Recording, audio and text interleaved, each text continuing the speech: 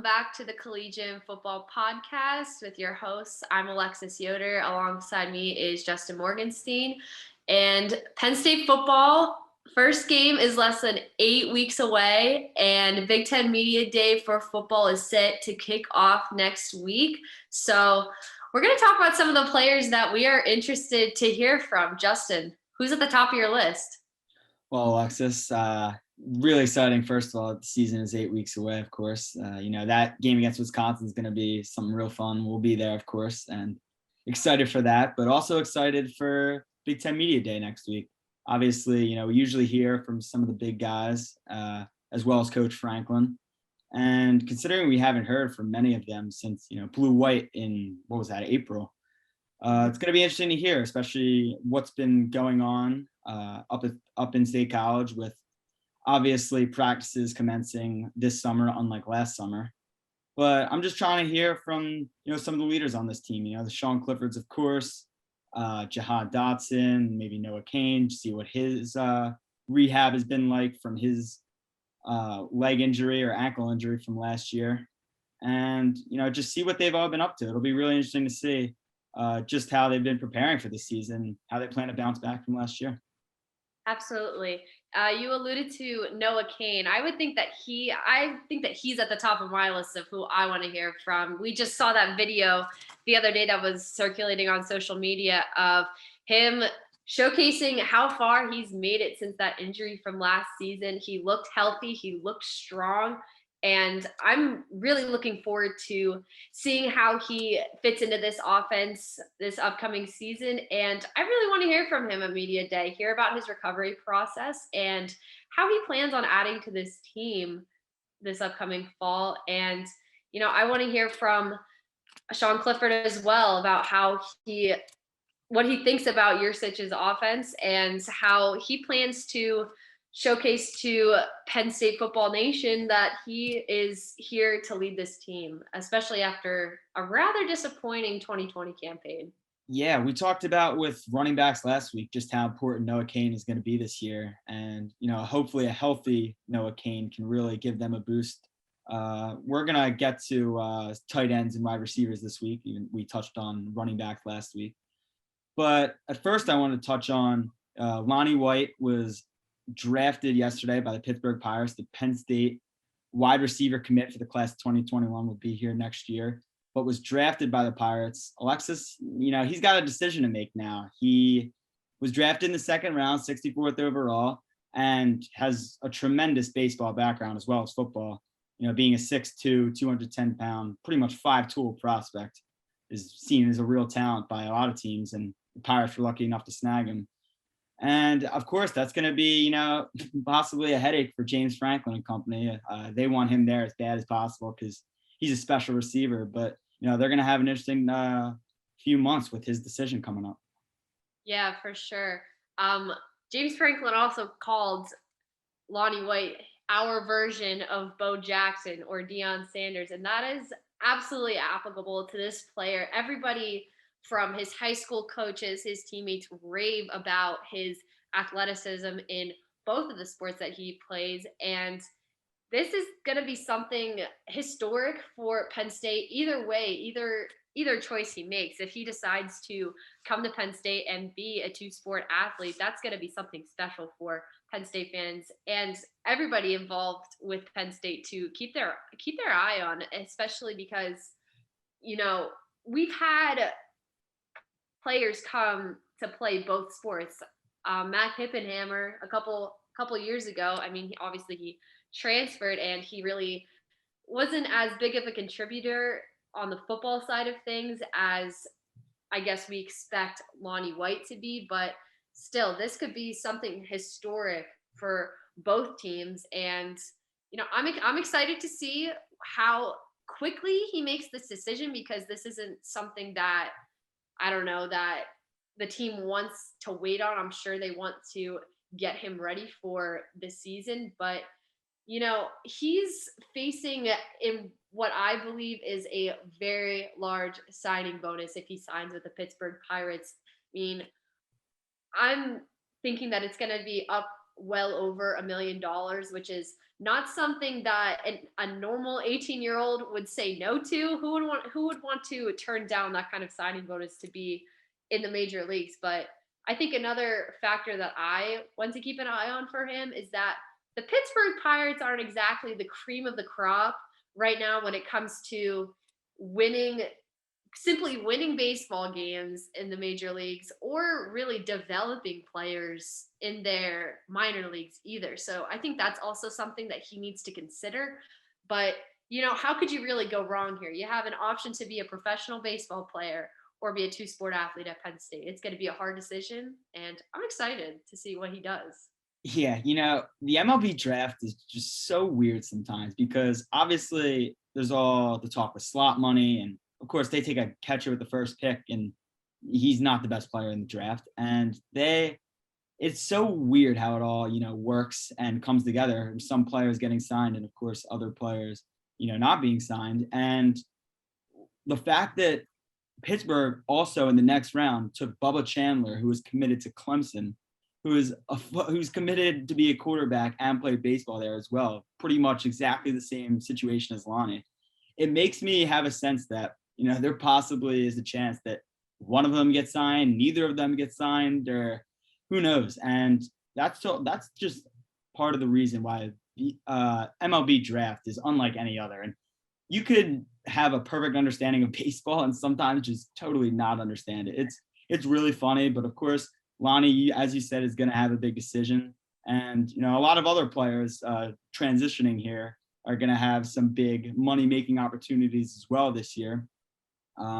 With the NIL being signed by the NCAA, of course, that happened a week or two ago, but, we haven't talked since that happened. And I wanted to kind of get your take, not just on the team right now, but, how that is going to affect players and how it would have even affected former players. Of course, being able to now make money off of your name, image, and likeness. Yeah, my mind directly goes to when you're talking about previous players. The number one team in my head is absolutely the 2016 team that, blocked that field goal attempt on Ohio State. Grant Haley returned it for a touchdown, and Penn State football was essentially put back on the map. So you have some all-time greats in my eyes that played on that team in recent history. Saquon Barkley, Deshaun Hamilton, Chris Godwin, all of those guys would have, after that game, if not before, would have seen a lot of money coming their way with endorsements, because that was one of the Cinderella stories of that 2016 college football season. So those are some notable names. Gosh, I can't even.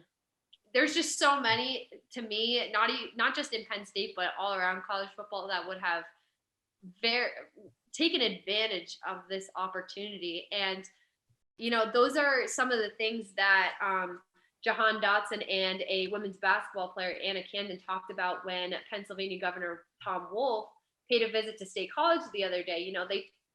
I know Camden made a point to thank the athletes that came before them for making a stand for this NIL legislation, that they should be able to be compensated for their hard work. And she said that they would not be where they are today without the activism from those past student athletes. Dotson alluded to it as well. And you could tell that they're very excited and very eager to get going with this NIL stuff. And as they should be able to elevate themselves beyond whatever sport that they play and make a name for themselves in college, and not just wait until if they sign a professional contract or not. Because let's be honest, not every college athlete has the same skills, abilities to be able to make it to the professional level of their sport. So this is absolutely necessary, and I'm very excited to see what in this first season, in this first fall season, what players are going to make plays such as the 2016 team that'll lead to them getting endorsements. It's gonna be really exciting to watch. Yeah, you talk about the impact of former players, and of course, immediately so many come to mind that had unbelievable marketability, like a Saquon, like you said.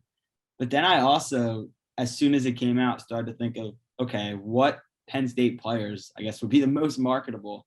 And, it was really an interesting kind of debate I had going with myself. And there aren't as many, outspoken leaders, I guess, as there were, like you said, on that 2016 team. But there are plenty of guys. Like, to me, a Parker Washington would be a perfect guy for my company right now because, he's an upcoming receiver who's just coming off a phenomenal freshman season. He's going to be at Penn State for at least 2 more years, you'd think.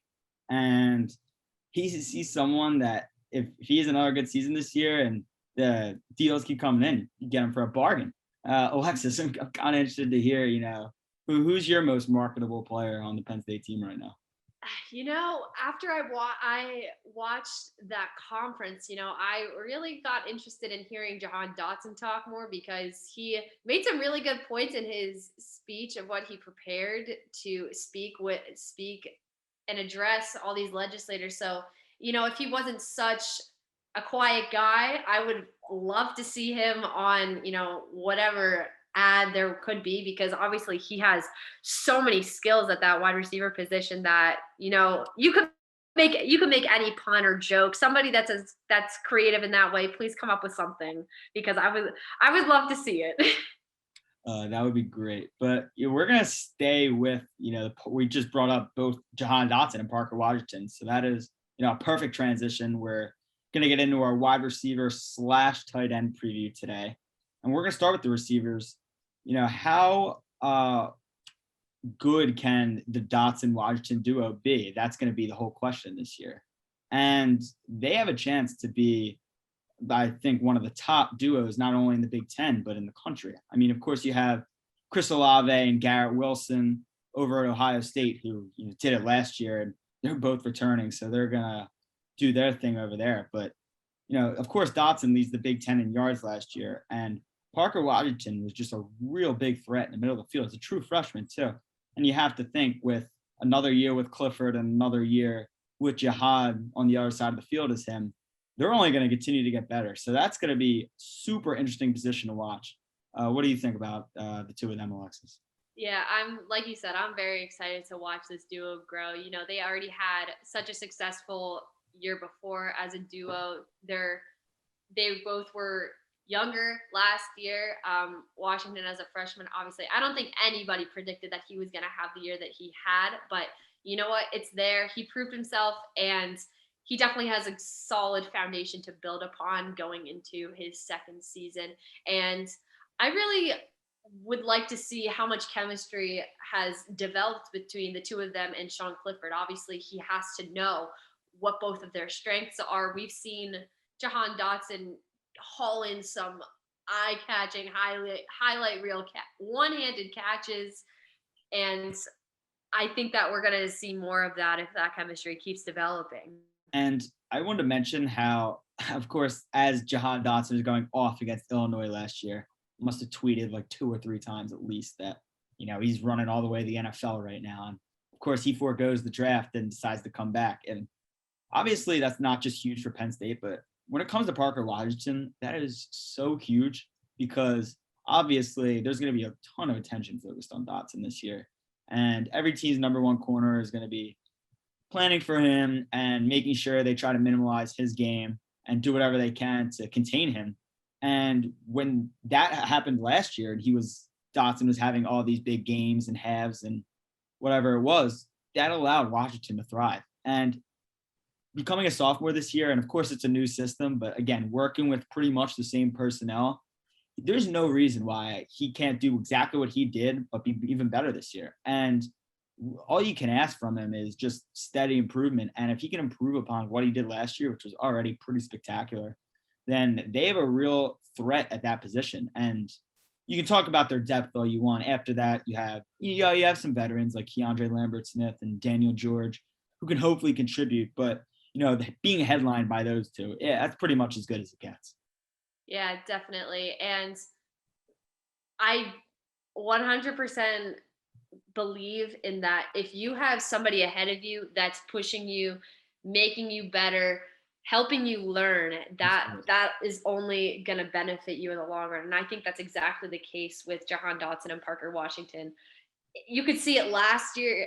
Washington just kept getting better week after week after week. And I think you could say the same about Dotson as well. So you could tell that they're definitely having some healthy competition there and pushing each other. And like you said, some guys behind them I don't think that they're going to be relied on as heavily, but you always need some depth there in case somebody goes down, somebody's having an off day. You need guys that can step in there and hopefully contribute in a positive way. And I think that's going to be the roles that we see Keandre Lambert Smith and Daniel George play. And Daniel George has had some opportunities as well to step in there and make big plays, but we haven't seen it at the capacity that Jahan Dotson has. And I think he is going to be someone that maybe Franklin will sub in for them at some point. He's going to see crucial time, so he's going to have to answer the bell when it tolls. I also think that you can't really discredit the fact that they have a full offseason this summer, and they're going to be able to get timing down with Clifford. They're going to be able to work with Yurcich and get adjusted to his system. And they didn't have any of that last year. And I'm sure timing at times was complete. I mean, we saw it with Sean Clifford. At times, the timing was pretty much just not great.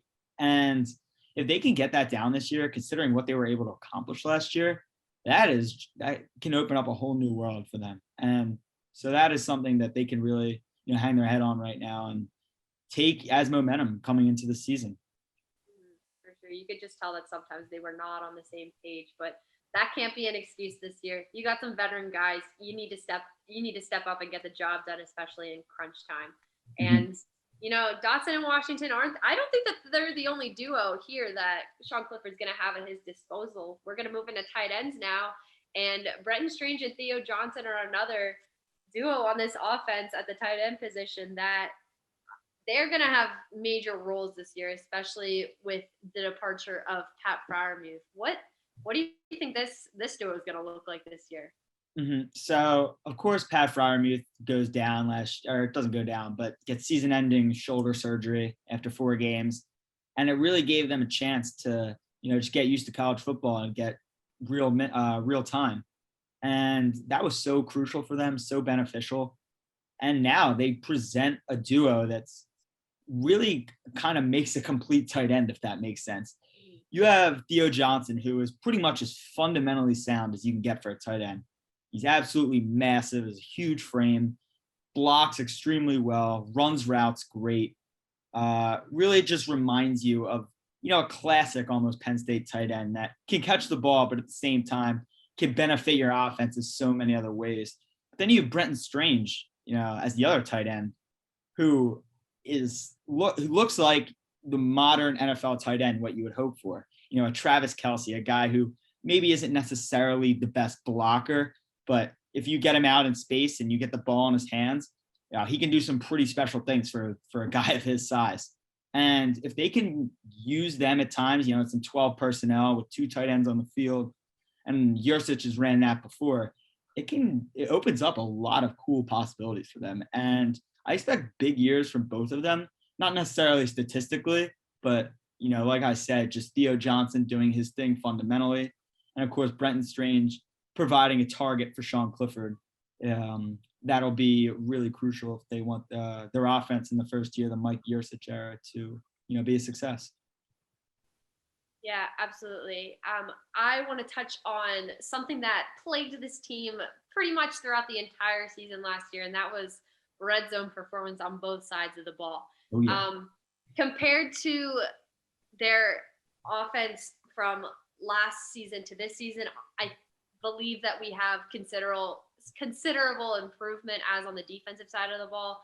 But these red zone numbers, they just have to improve. And I think that tight end play has something to do with this. And if it improves to where we believe it's going to this year under Mike Yurcich, then it should be a lot better. Take a look at these numbers, Justin.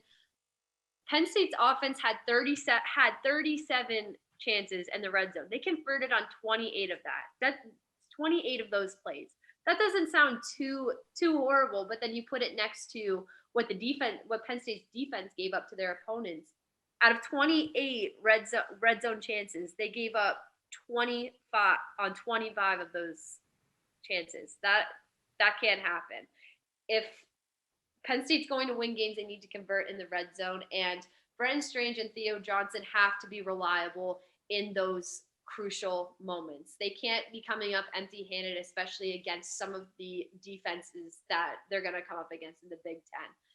Part of that starts with Sean Clifford. If his throws are accurate, that obviously has to improve, but we have to catch the ball when the ball is there. So that's definitely going to be crucial. And when it comes to how much time they had last season, like you said, Justin, that's going to be something they can build on. They got a lot of time last year, even when Pat Freiermuth was still in the game for those first couple of games.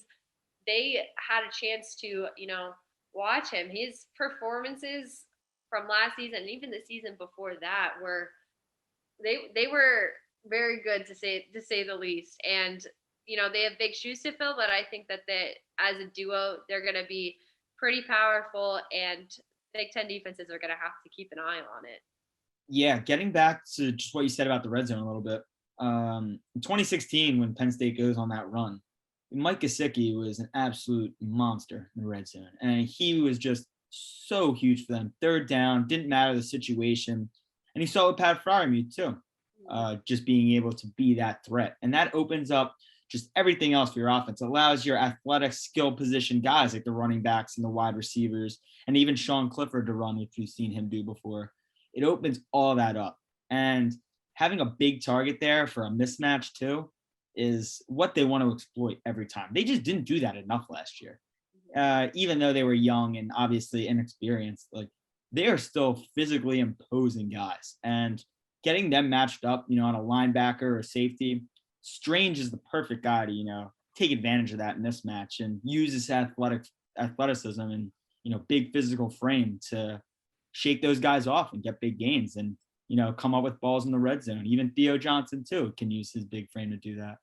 And of course, also they're going to want to develop Tyler Warren a little bit like they did with the freshman last year, but I don't expect him to, be on the field that much, considering the two of them can really hold it down themselves. And the question is going to be all year, can they replace the production that Pat Freiermuth had? He's the all-time tight end touchdown leader, so they have big shoes to fill. But obviously, if one of them or both of them can be productive players, not just in the passing game, but blocking, like we said, it's going to be an X factor for this team and can really be so huge for Mike Yurcich and the rest of the offense if they can get that going early on, establish that connection. Absolutely. All right. I think that's going to wrap it up for us this week. Thank you for tuning in to the Collegian Football Podcast. For Justin Morganstein, I'm Alexis Yoder, and we'll see you next